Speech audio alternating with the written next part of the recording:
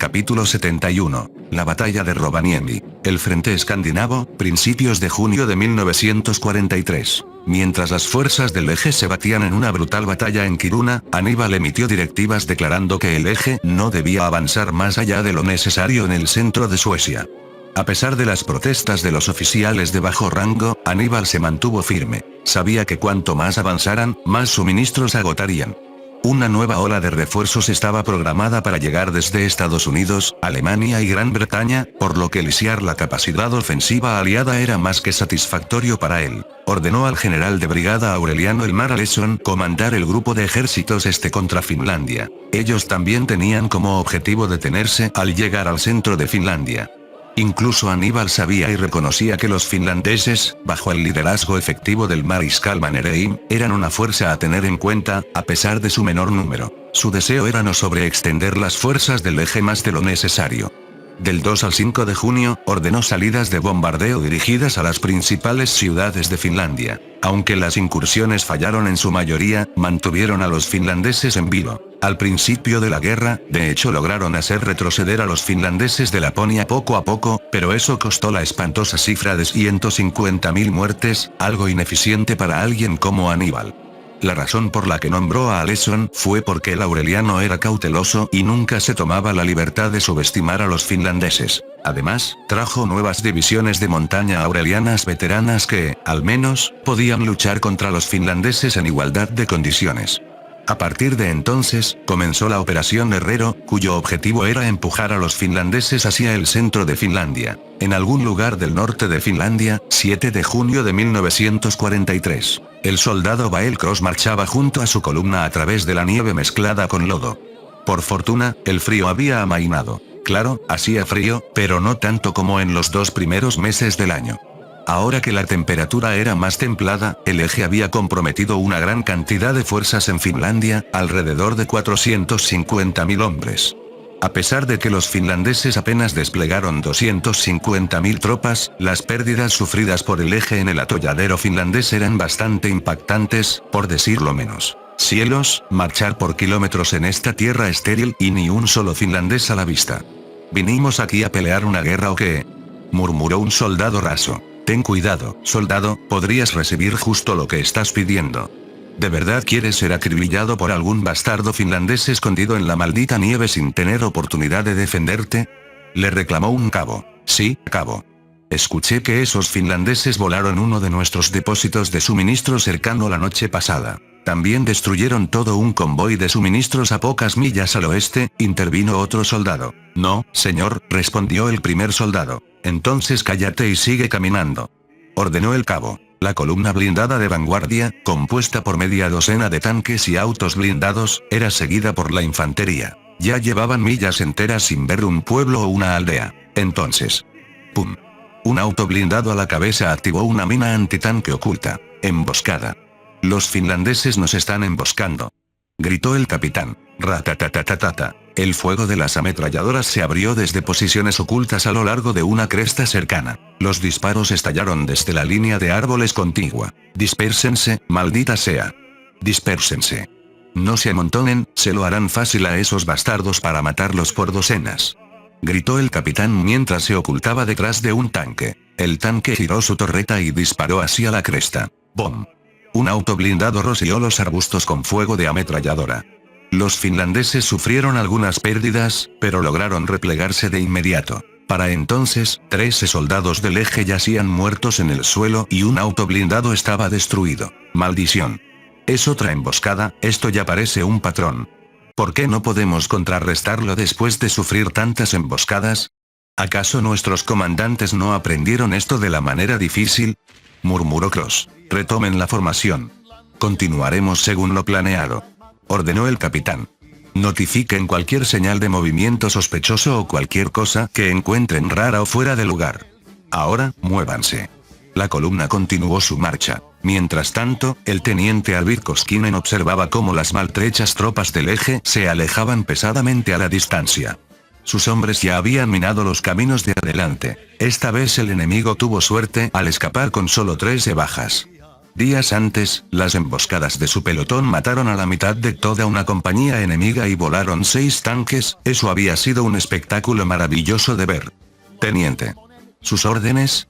Preguntó un soldado. Muy bien, notifícale al capitán Harvinen que el enemigo se dirige hacia él. Ordena a los hombres recoger todo. Dijo Koskinen. Entendido, teniente. Nos retiraremos a la siguiente línea, respondió el soldado. Bien, puedes retirarte, concluyó Koskinen mientras se daba la vuelta. Pocos minutos después, los finlandeses se alejaron esquiando, viajando hacia su próximo territorio de caza. Centro de Comando de Campo, Sodankila, 14 de junio de 1943. Antes, algunos de los planificadores más optimistas sugirieron un empuje directo hacia Kainuu, pero las pérdidas parecían demostrar lo contrario. ¿Realmente valía la pena asumir el costo de tantas muertes solo por unos pocos kilómetros cuadrados más de territorio? General, las pérdidas recientes superan con creces nuestras expectativas. Por cada kilómetro que avanzamos, más difícil se vuelve para nuestros hombres. Muchos mueren sin oportunidad de defenderse, sufren muertes patéticas. Y yo que pensaba que Suecia era difícil para mí, resulta que no, comentó el capitán Vianello. No podemos tener ni un momento de paz sin ser bombardeados con informes de bajas y papeleo. Este frente podría quitarme 10 años de vida, así de mal está esto, dijo Aleson con voz cansada. General. Hemos recibido nuevas órdenes del comando, informó un oficial. Léelas, tal vez Aníbal encontró una falla o dos de quien quiera que haya planeado esta ofensiva, dijo Aleson. Dice, avanzar hasta Rovaniemi y fortificar la línea. Bajo ninguna circunstancia persigan ofensivas de fantasía más al sur, incluso si el enemigo se deterrenó. Eso es todo, leyó el oficial. Bueno, al menos Aníbal se dio cuenta de que marchar hasta la región de Kainuu era poco realista. Gracias a Dios acortó mi trabajo, expresó Aleson. Pero señor, existe la posibilidad de que los finlandeses se atrincheren alrededor de Rovaniemi y la defiendan fanáticamente hasta el final, eso producirá pérdidas deplorables para nuestro bando, advirtió Vianello. ¿Crees que no he tenido eso en cuenta? Ciertamente me duele decir esto, pero los que mueran para asegurar Rovaniemi son un sacrificio necesario, después de esto, sufrirán una prueba aún más dura en el futuro, dijo Aleson. Aleson predijo que el eje podría o no planear invadir la cercana URSS, en lugar de enfocarse y desperdiciar tanta energía en invadir la Europa continental. Esperaba que ese plan no llegara a suceder, si se concretaba, las pérdidas serían las más sangrientas para el eje en la guerra hasta el momento. Rovaniemi, Finlandia, 24 de junio de 1943. Después de semanas de retirada combatiendo y tácticas de tierra quemada, el ejército finlandés finalmente eligió el lugar donde resistiría, Rovaniemi. Las trincheras corrían en una red alrededor de la ciudad mercado. Los soldados finlandeses tomaron posiciones. Los edificios dentro de la ciudad eran búnkeres interconectados. Los caminos fueron fuertemente minados por los finlandeses con una mezcla de minas antipersonal y antitanque. Los veteranos del Frente Norte unieron fuerzas aquí, juntándose y agrupándose con los nuevos reclutas. Los primeros pelotones de tanques finlandeses, compuestos por Shermans estadounidenses como parte del programa de préstamo y arriendo, fueron estacionados en Rovaniemi. El cabo Mika Rautio miró por encima de la trinchera mientras las explosiones de la artillería del eje rugían a la distancia. Parece que finalmente están aquí, murmuró. Bueno, ya era hora de que aparecieran, estoy cansado de correr y retirarme constantemente. Este es el punto donde nuestra patria deja de ceder terreno. Dijo un sargento. Es hora de poner fin a la amenaza del eje, justo aquí en Rovaniemi. Los hombres a su alrededor revisaron sus municiones y rifles. No había tiempo para bromas ni charlas nerviosas, solo determinación. Cabo, ¿cuánto tiempo mantendremos esta línea? Preguntó un recluta. Rautio se dio la vuelta y respondió, hasta que nos entierren en ella. Más tarde ese día, el asalto del eje sobre Rovaniemi comenzó por fin. El eje lanzó escuadrón tras escuadrón para bombardear a los finlandeses fuera de sus posiciones, junto con barreras de artillería. Aleson también lanzó ataques de sondeo para determinar las defensas finlandesas. Aún así, a pesar de la naturaleza cautelosa de Aleson, cuanto más se acercaba el eje a Rovaniemi, más feroz se volvía la resistencia finlandesa. Mientras tanto, el soldado raso de Graval Kaskael Dorn tropezaba por el terreno lleno de cráteres junto a su escuadrón. Estaban nerviosos. Parecía que los finlandeses habían decidido dejar de correr y pelear, lo cual le sonaba muy aterrador considerando lo peligroso que era ser emboscado por ellos. Su camino hacia adelante estaba plagado de erizos antitanque checos, alambre de púas en algunos lugares y posiblemente minas ocultas, ¿quién sabe? Los muertos yacían medio enterrados en el suelo. Ratatatatata, muévanse. Muévanse. A cubierto. Ordenó un cabo mientras las ametralladoras finlandesas abrían fuego contra ellos desde alguna posición oculta, posiblemente cerca de la ciudad. Maldita sea. ¿Por qué estamos sufriendo así? Murmuró Dorn mientras caía detrás de un tronco para cubrirse. Maldición, soldado, menos charla y más disparos. Gritó un sargento. Que alguien elimine ese maldito nido de ametralladora. Exclamó el cabo mientras disparaba su rifle. ¡Bom! Un ingenioso soldado aureliano logró lanzar un par de granadas dentro de un fortín avanzado, matando a los defensores en su interior. Avancen. Continúen. Háganlo rápido antes de que nos vean. Gritó el sargento. Dorn avanzó apresurada y cautelosamente. La batalla rugía a su alrededor. Podía escuchar los gritos de dolor de los soldados sufriendo horribles heridas de metralla, algunos acribillados por el fuego de las ametralladoras, otros pisando minas accidentalmente que los hacían volar por los aires, otros atrapados en fuegos cruzados finlandeses, a algunos vehículos les lanzaban cócteles molotov que los hacían explotar hiriendo a los soldados de alrededor, y otros eran eliminados por francotiradores surgidos de la nada. Era verdaderamente una lucha caótica. Más tarde, tanque Sherman finlandés Sisu, 28 de junio de 1943. Al ver que la presencia de blindados del eje en Rovaniemi aumentaba día tras día, el comando finlandés desplegó los pocos tanques que tenía, incluyendo los M4 Sherman probados en combate. Dentro del tanque, el teniente Eero Laaksonen ajustó su casco de comunicación. Teniente, objetivo al frente. Blindados enemigos cerca de la línea de árboles. Informó el artillero. El Sisu dio un vaivén sobre el lodo y los escombros mientras avanzaba junto a otros 5 Shermans finlandeses. Laaksonen observó a los tanques enemigos a través del periscopio. ¿Acaso ya los habían detectado? Apunten al tanque enemigo a la cabeza. Ordenó Laaksonen. En eso, teniente. Fuego. El cañón principal de 75 milímetros del Sherman tronó. El tanque enemigo estalló instantáneamente en humo. ¡Pum! Un proyectil antitanque enemigo impactó contra el casco frontal del Sherman, sacudiendo violentamente al Sisu. Maldita sea, ¿están todos bien? Preguntó Laaksonen. Sí, teniente, estamos muy vivos. Respondió el cargador. Recarga y dispara de nuevo. Gritó Laaksonen. De hecho, el grupo de Shermans finlandeses había tomado al enemigo desprevenido. Nunca esperaron un ataque repentino de los finlandeses detrás de las líneas enemigas. Mientras tanto, el capitán Reinhard Vogel observaba la batalla resultante desde la distancia. Esos finlandeses luchaban como demonios, de eso estaba seguro. ¿Shermans?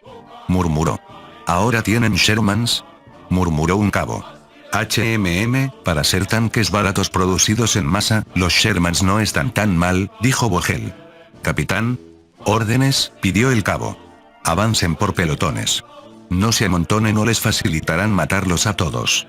Ordenó Vogel. El campo de batalla cobró vida una vez más con los sonidos de rifles, granadas y disparos de cañón. Los tanques intercambiaban proyectiles en combates cerrados, mientras los aviones rugían en los cielos y la artillería y los morteros castigaban al enemigo. Pronto, Rovaniemi se convirtió en un infierno urbano por el que el eje tuvo que avanzar a duras penas. Aunque Rovaniemi era más bien un pueblo, el enemigo tuvo que abrirse paso minuciosamente a través de las defensas finlandesas entre el 28 de junio y el 3 de julio. Por fin, comenzó el asalto final a Rovaniemi. En una calle desconocida, Rovaniemi, Finlandia, 4 de julio de 1943. A medida que el enemigo presionaba dentro de Rovaniemi, se produjeron enfrentamientos a gran escala entre los defensores y el eje, junto con la detonación aleatoria de campos de minas por parte de desafortunadas fuerzas enemigas. El fin de la batalla está cerca. John Walcott era un asesor estadounidense para las fuerzas finlandesas en Rovaniemi. No esperaba verse envuelto en un combate directo, bueno, por eso las batallas son impredecibles. Walcott vio tanques enemigos, tanques Sound primeros y estaba en lo correcto, junto con algunos otros tanques que no reconoció, avanzando por la calle mientras las explosiones abarrotaban Rovaniemi. Estadounidense. Vienen los tanques enemigos. Tomen posiciones. Dijo un sargento finlandés. TSK, no necesito que me lo recuerdes. respondió Alcott mientras amartillaba su M1 Garand. La columna enemiga pasó lentamente por la calle. ¡Pum! Un finlandés había lanzado un molotov directo sobre un jeep enemigo que estalló en llamas. Ratatatatata. Los rifles y ametralladoras finlandesas se abrieron paso desde los edificios cercanos, y los tanques enemigos giraron lentamente sus torretas hacia las posiciones finlandesas en las ventanas y abrieron fuego. «Traigan el Panzerfaust ahora», gritó un soldado raso finlandés. ¡Bom! Uno de los tanques aurelianos explotó mientras su tripulación saltaba apresuradamente para salvarse. «Vaya forma de celebrar el 4 de julio. Jajaja», exclamó Alcott mientras disparaba. Aún así, a pesar de la naturaleza bien coordinada de las defensas y la ferocidad de los finlandeses, la mano de obra y la artillería del eje eran demasiado para soportar. Formaciones frescas del eje se unían a la batalla en cualquier momento, en comparación con los finlandeses que no podían reemplazar sus pérdidas fácilmente. Un vecindario tras otro cayó en manos del enemigo. Aún así, lucharon hasta el final. La batalla por Rovaniemi terminó el 10 de julio de 1943. Los defensores ya habían llegado a su límite. Se habían quedado sin municiones, la mitad de sus tanques estaban destruidos, y ante el temor de un cerco total, los finlandeses comenzaron su retirada. Fieles a su naturaleza terca, completaron la retirada mientras infligían pérdidas al eje. Volaron todos los puentes y caminos cerca de Rovaniemi, anticipando que el enemigo se aproximaría a la línea Mannerheim, pero eso nunca sucedió. Aleson ordenó un alto inmediato. Incluso con su precaución, había perdido más de 18.000 hombres frente a solo 3.000 finlandeses. Docenas de tanques y aviones también habían sido destruidos. Por lo que había escuchado, la línea Mannerheim sería aún más peligrosa. Además, ya había completado la tarea que Aníbal le había asignado, así que se detuvo. La Cancillería Imperial, Ragna, Gravalcas, 12 de julio de 1943. Dado que julio es la temporada de lluvias en el continente de Gravalcas y en el continente de Hydra, la lluvia golpeaba las ventanas del edificio de la Cancillería Imperial mientras la élite gobernante de Gravalcas se reunía para una especie de fiesta de celebración organizada por el canciller Karl Scheffler. En realidad, él y su partido eran despreciados por el canciller Adolf Hitler del Imperio Alemán y por el NSDAP, ya que ambas ideologías eran incompatibles. Para su información, en esta línea de tiempo alternativa, el nazismo es menos extremo que en la línea de tiempo original. En la sala, docenas de funcionarios, una mezcla de miembros del partido, ministros y oficiales del ejército y la marina ferranistas, estaban sentados alrededor de una mesa de obsidiana con Scheffler a la cabeza. Él se puso de pie, con las manos apoyadas en la mesa. Los aliados creyeron que podían desafiar al destino mismo, intentando detenernos en el norte de su corazón europeo. Sin embargo, se desangraron defendiendo páramos helados mientras nuestros estandartes avanzaban, aplastando su débil resistencia. Proclamó Scheffler. Al escuchar esto, la sala se llenó de murmullos de aprobación. Pero, Su Excelencia, nuestro frente en Mu se ha estancado desde hace un tiempo, para ser franco, se ha convertido en una guerra de desgaste. Mu sigue en pie, sus flotas disputan los mares y su zona industrial está relativamente intacta, señaló el comodoro Artas. Al escuchar esto, Paul Kerton, miembro del Ministerio de Asuntos Exteriores, añadió: «El Sacro Imperio Milicial todavía finge liderar este mundo», dijo Kerton. Esto provocó un estallido de risas en la sala. ¿En serio? ¿Quiere decir que esos violadores de árboles todavía tienen la audacia de desafiarnos?, preguntó otro funcionario. Esos elfos están ebrios con siglos de orgullo y ego por mandar en este mundo. En serio, si este mundo se permite ser mangoneado por patéticos folladores de árboles, merecen ser conquistados y esclavizados por nosotros, declaró Scheffler. Sus flotas arden como las de todos los demás, su arrogancia los ha condenado al fracaso. Afirman usar tecnologías de, ¿cómo se llamaba eso? ¿El Imperio Ravernal o algo así? Eso también son imitaciones baratas de esa tecnología. ¿Es esa la única justificación que tienen para reclamar la hegemonía sobre este mundo entero?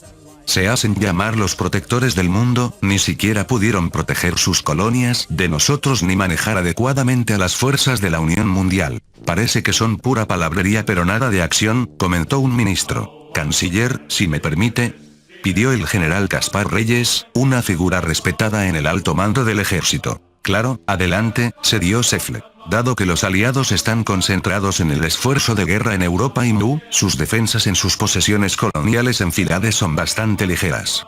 Sin mencionar que ya tenemos una base de operaciones enfiladas bajo la forma de Riem. Todo lo que quieren los riemeses son algunas concesiones territoriales, nada demasiado difícil de dar para nosotros. A cambio, podemos organizar una invasión a la tercera área de civilización para invadir las colonias aliadas y el reino de Parpaldía, que alguna vez fue una sombra de sí mismo. Incluso con la modernización, están 30 años detrás de nosotros. Me gustaría contar con su comprensión en este asunto, explicó Reyes. Eso es muy grato de escuchar, de hecho es una propuesta bastante buena. Hablaré de esto con el Ministerio de Asuntos Militares y con el Emperador, dijo Sefle. Pero caballeros, es hora de abordar el elefante en la habitación. Los asistentes dejaron de charlar y se concentraron. Para finales de este año, bajo órdenes imperiales, Aníbal hará los preparativos para lanzar una campaña hacia la Unión Soviética. Nuestra inteligencia sugiere que sus defensas en Karelia y los países bálticos son débiles y pueden ser superadas en semanas. Esto nos presenta una oportunidad idónea para erradicar la enfermedad bolchevique de este planeta, la cual solo impedirá el advenimiento del nuevo orden mundial. Una vez que los rojos caigan, ninguna fuerza en este mundo podrá resistirse a nosotros. Concluyó Sefle. La sala estalló en un aplauso atronador, mientras Sefle mostraba una mirada engreída. Ha llegado el momento de la ofensiva final. Pero al hacer esto, los de Grab Alcas, y por extensión el Eje, habían comenzado a cavar sus propias tumbas. Fin del capítulo 71. El link a la historia del autor estará en la descripción.